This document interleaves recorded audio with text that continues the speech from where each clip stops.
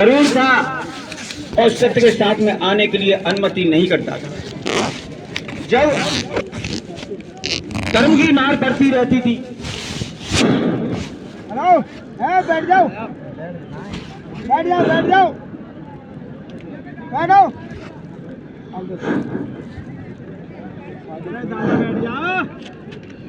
नारायण सरकार की संपूर्ण मान में सदा सदा के लिए जय जयकार। हाँ श्रीमान जी का कहना चाह रहे साफ साफ बताओ, गोल गोल भाषा न बोले, स्पष्ट जाहिर करो। हाँ जी। जब मैं तंत्र के काम में निपुण था, इतना बड़ा निपुण था कि मैं 80 लाख पियाने के राजे के सेवा करता था। क्या 80 लाख पियाने के राजा का सेवा करता था मैं। ये क्या होता है शीला पीराना? ये प्रेत आत्मा होती है प्रभु, इनकी प्रेत आत्माओं के सिद्धियां करता था इसमें अपनी मान बढ़ाई के लिए। ये दिखाई देती है? हेलो, बैठ जाओ। नहीं प्रभु, बिल्कुल नहीं दिखाई देती हैं, पर ये तंग करती हैं। क्या हमारे दुष्कर्म के अनुसार का ना, हमारे दुष्कर्मों के अनुसार ही हमारे को तंग करती हैं। और हम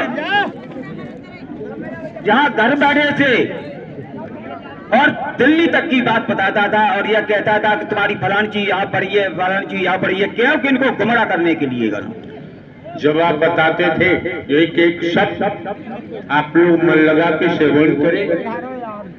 ये श्रीमान जी आपके सम्मुख खड़े हैं, हम भी पीछे थे। इन्होंने बताया कि मैं विश्व का माना हुआ तांत्रिक था, ऐसा ही था? जी प्रभु। और क्या तंत्र विद्या होती है, जानकारी दो। लोगों को गुमराह क्यों किया जाता है, जानकारी देनी चाहिए, जिससे यहाँ आने वाले महापुरुषों की समझ आ सके। हाँ जी।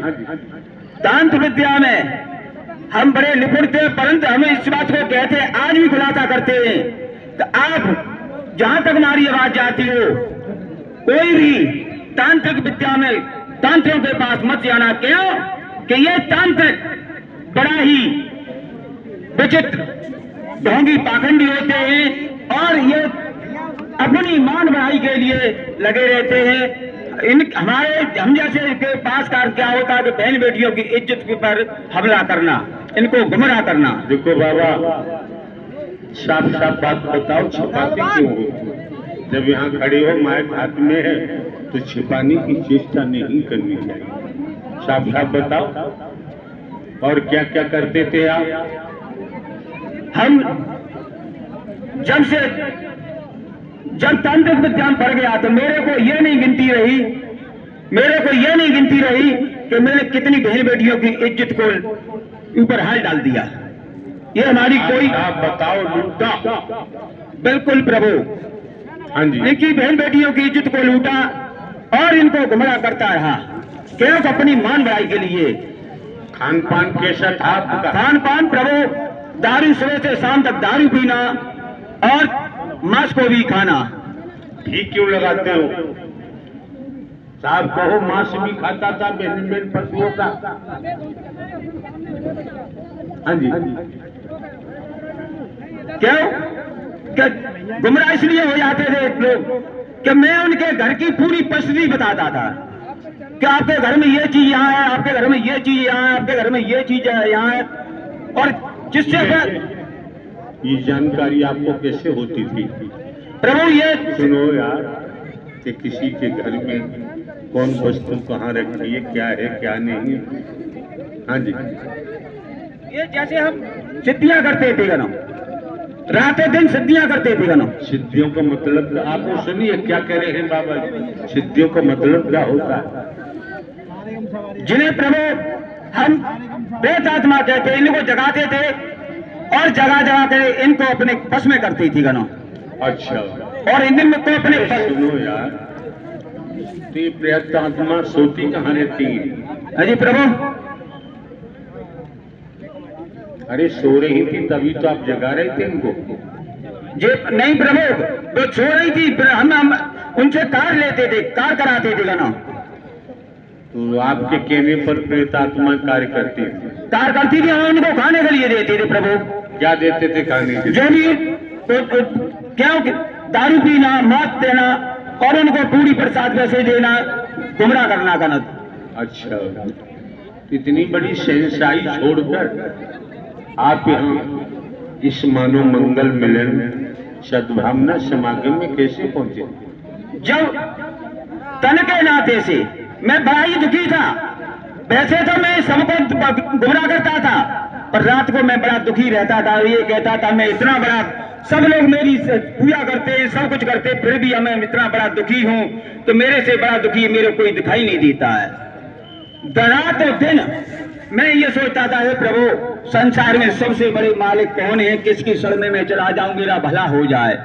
परंतु तन के नाते से जो मेरा भाई यहाँ रहता था, उसने कहा भैया नारायण ही साकार आज प्रकट हो चुका है, आप वहां चलें। मैंने कि तेरा दिमाग खराब है, ऐसे तांत्रिक हम जैसे जन कितने घूम रहे हैं। अरे हमने तमाम मंदिर मस्जिद गुरुद्वारे में जाकर के देखा है। साफ साफ बोले बाबा, साफ साफ भाषा बोलो। तमाम मंदिर मस्जिदों में मैंने जाकर के देखा है कि हम जैसे ढोंगी पाखंडी बैठे हैं और वो सबको गुमराह कर लेते हैं गनो। तो मैं इस चीज पर भरोसा नहीं करता था, बिल्कुल भरोसा नहीं करता था। इस पर भरोसा नहीं करते थे जो हम जैसे बैठे थे, क्यों हम ही गुमराह करते थे, तो हम तो ये सोचते ये भी सब गुमराही कर रहा है गनो। अरे यार, ये जानकारी दो कि आप किस पर भरोसा नहीं करते थे? जो तांत्रिक लोग थे, जो गुमराह करते थे, जो मंदिर मस्जिदों में बैठे थे, अपनी पैर पुजाई कराते थे, इन पे हम कभी भरोसा नहीं करते थे। क्यों? कि हम भी ये सोचते थे हम इनसे कम नहीं है, बिल्कुल भी गनो। जब तन के नाते से मेरे भाई ने कहा भैया जी नारायण साकर हरि धराधाम पर आ चुके हैं, मैंने उस समय आप महापुरुषों की मौजूदगी इस मानव मंगल मिलन सद्भावना समागम में देखी जा रही है। आप समस्त महापुरुषों का कर्तव्य बनता है, ये व्यवस्थाएं आपकी हैं। आपके ही बंधुजनों द्वारा अपना तन मन धन खर्च करते हुए इन व्यवस्थाओं को अंजाम दिया और आप भी सहयोगी हैं। जहां भी स्थान मिलता है आसन ग्रहण करें और तन्मयता आत्मीयता से एक एक शब्द को मन लगा के श्रवण करें। क्यों? उपस्थित समस्त महापुरुषों की जिम्मेदारी है कि आप लोग किसी मेले में नहीं आए, कोई नुमाइश नहीं है। दुनिया की जो सिस्टम होते हैं ऐसा यहाँ कुछ नहीं है। आप अपने को समझो कि आप एक देवी स्वरूपा बनकर, एक देव स्वरूप बनकर इस मानव मंगल मिलन सद्भावना समागम में पहुंचे और हर महापुरुष को अपने लिए स्वयं की जिम्मेदारी का निर्वहन भली भांति करना चाहिए। वैसे तो यहाँ अधिक समय की आवश्यकता नहीं है। यहाँ जो कुछ मेहर होती है, रहमत होती है, दृष्टि से हो जाती है, बोलने की भी जरूरत नहीं। इस बात को आने वाले महापुरुषों ने जाना है। आने वाले महापुरुष इस मानव मंगल मिलन सद्भावना समागम आते हैं, पहचाना है। और आप ये भी जानते हैं यहाँ किसी प्रकार का कोई प्रचार प्रसार तो है, लगभग इस मानवीय कार्य को जनहित के लिए दुनियावी कैलेंडर के मुताबिक हमको लगभग 26 वर्ष हो चुका है। हमें पूछिए आप, हम नहीं जानते कि हमारा कोई परिवार था। हम नहीं जानते कि हम पर कभी बचपन आया। हम नहीं जानते, समझो साधारण भाषा में, कि हम पर कभी जवानी आई। हम नहीं जानते कि हमारे पास कोई संसाधन था। क्यों? 14-15 वर्ष पहले इंटेलिजेंस ब्यूरो से पेंशन अपनी मर्जी से हमने नहीं दी। आप समझ सकते हैं, दुनिया में स्थिति को का आकलन करते हुए नौकरी मिलना आसान काम नहीं होता है। 14-15 वर्ष पहले पेंशन लेना, सरकार के खजाने से तमाम धन भी मिलता था, और जो दुनियावी तौर पर होता है, लेकिन अपनी मर्जी से हमने पेंशन नहीं दी है। आपको अपनी हकीकत बता रहे हैं, जिससे भटकने वाले भटकाते रहते।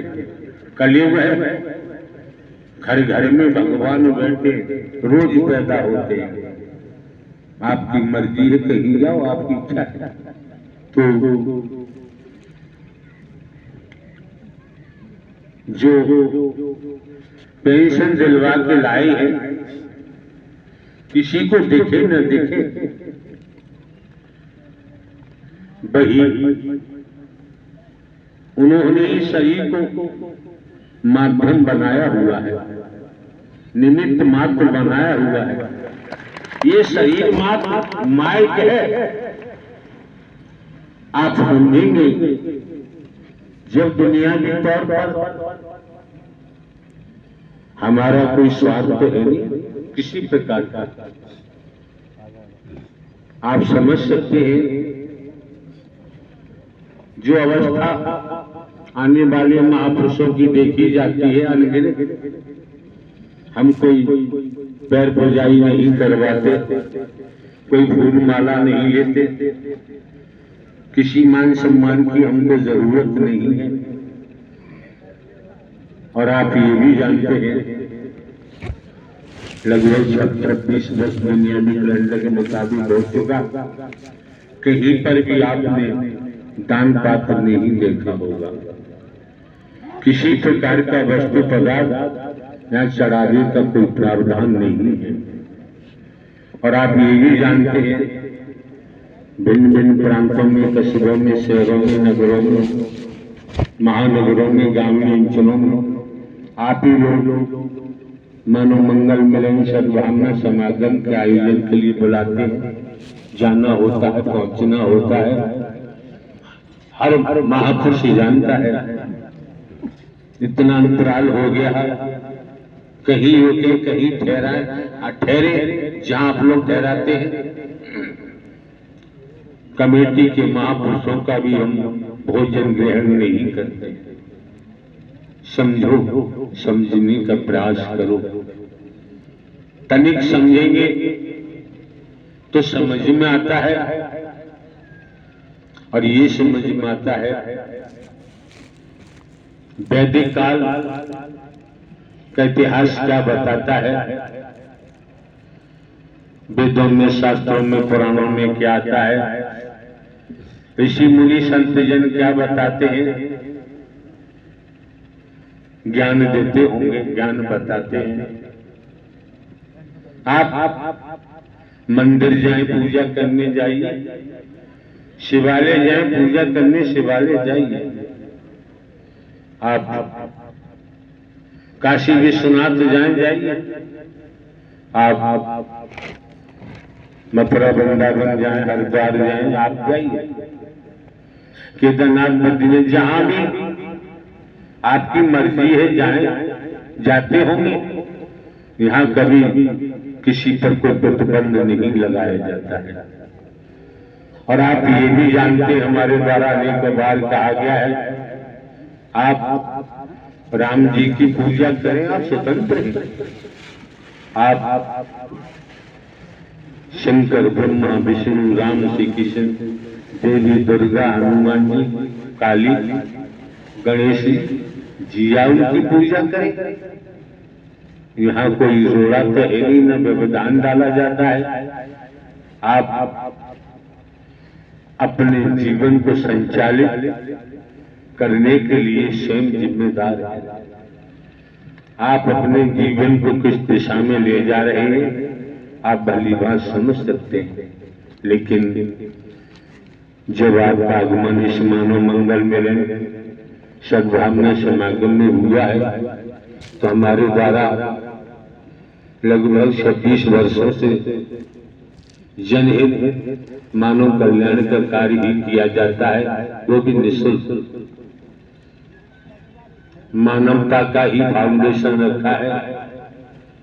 मानवीय आधार पर ये मानव मंगल मिलन सद्भावना समागम के आयोजन होते हैं, आप ही लोग कराते हैं। आप समझ सकते हैं, आपको सद्ज्ञान भी मुहैया कराया गया है और सद्ज्ञान में बता दिया, जिससे भटकने से बचो, बुलावे से बचो। तो सद्ज्ञान दिया कि मैं कौन हूं, मैं आया कहां से हूं, मेरा रूप क्या है, मेरा स्वरूप क्या है, मुझे क्या करना चाहिए, मैं कर क्या रहा हूं। स्पष्ट जाहिर कर दिया, human body I am soul, ईश्वरान सजीव अविनाशी। इतना तो हम आप सभी जानते हैं।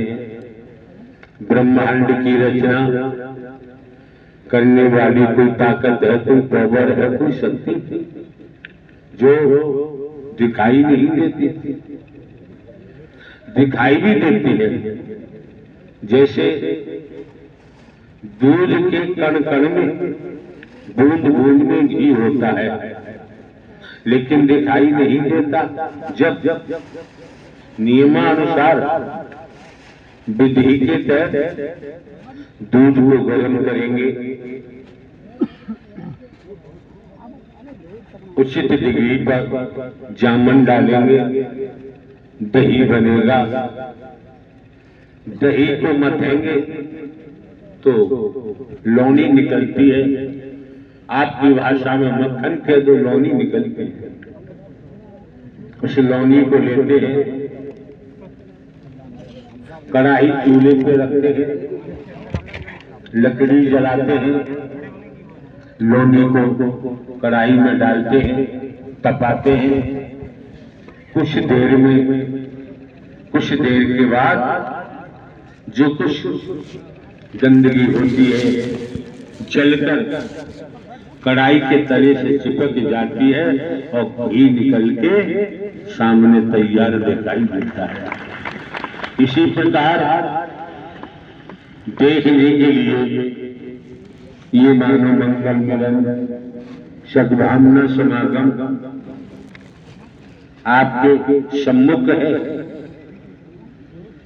अंश के बतौर देखें, एक नूर से सब जग उपजा, सभी में एक ही नूर समाया है, ना कोई बैरी ना बेगाना है।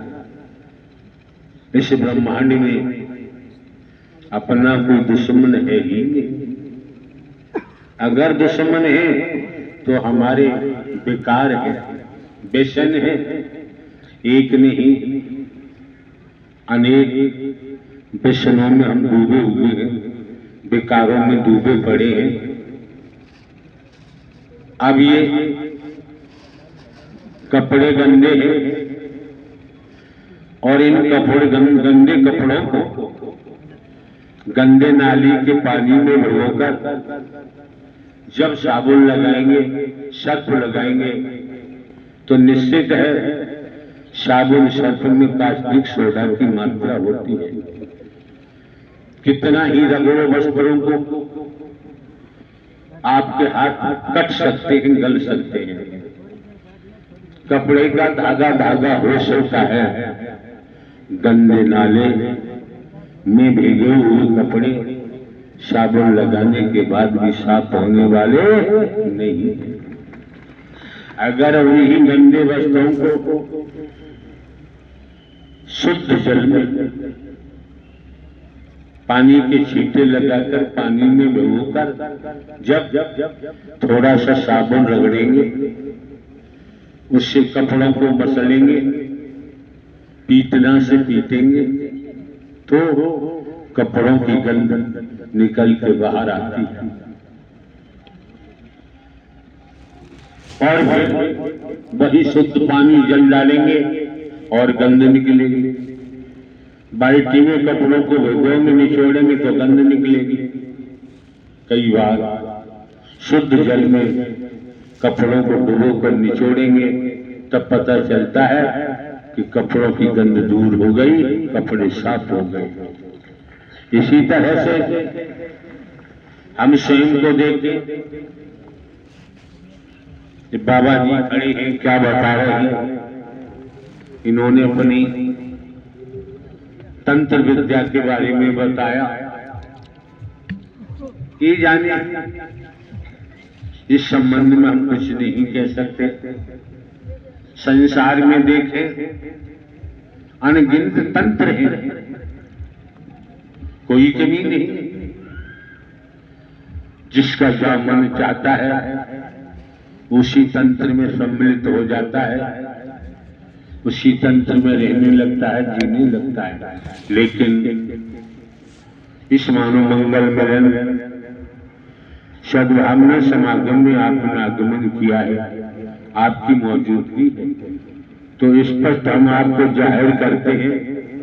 यहाँ कोई मिशन नहीं है हमारा, कोई संघ नहीं, कोई संस्था नहीं, न मिशन है, न संघ है, न संस्था है, और कुछ भी नहीं है। केवल मानव धर्म सत्य था, है और रहेगा।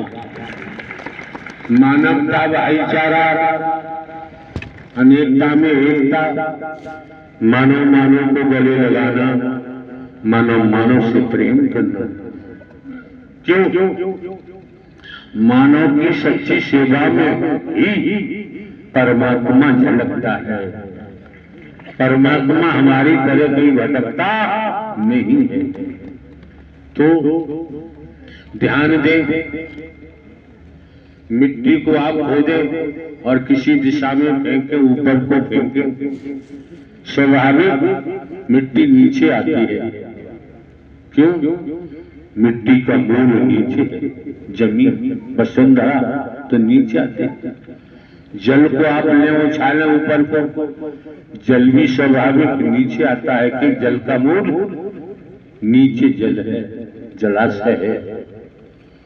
अग्नि को जलाएं, स्वाभाविक अग्नि की लपटें ऊपर जाती है, सूर्य की तरफ भागती है।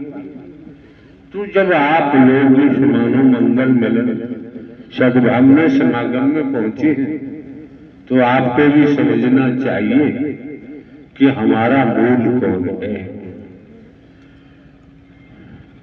जब तक संसार में है तब तक आपके मूल माता पिता, बेटा बेटी, भाई जो भी है माता पिता हो सकते हैं। लेकिन रूहानियत के आधार पर देखें तो आपका हमारा मूल कौन है। अगर हम मिथ्या नस्ल की ही वशीभूत बने रहे तो श्रीमान जी ध्यान दे, तो श्रीमान जी मूल से दूर होते जाएंगे। और मूल से दूर होने का परिणाम क्या आता है, जरा ध्यान दे के सुनिए आप लोग। थोड़ी देर के शांत बैठिए। उसका परिणाम क्या आता है मूल से दूर होने पर? मूल से दूर होने के बाद कर्म का आधार है, कर्म का आधार है। ये स्थूल शरीर है, कारण शरीर है, सूक्ष्म शरीर है, 5 कर्मेंद्रियां हैं, 5 ज्ञानेंद्रियां हैं, तो ज्ञान सबके पास है। दूसरे नारायण साकार हरि परमात्मा ब्रह्मांड के रचयिता है। नारायण साकार हरि परमात्मा मायाधीश है, जीव माया अधीन है। और परमाया परमात्मा की दासी है। जब तक आप घर परिवार में रहते हुए, खेती बाड़ी नौकरी व्यापार करते हुए, जब तक मायापति की तरफ नहीं जाएंगे तो क्या होगा? कर्म का आधार है। कर्म के अनुसार हमें कर्म का आधार है। वर्तमान से भी समझ सकते हैं, खेत में गेहूं का बीज डाला है, समय आने पर गेहूं की ही फसल मिलेगी। चने का बीज डाला है तो चने की फसल मिलेगी। आपने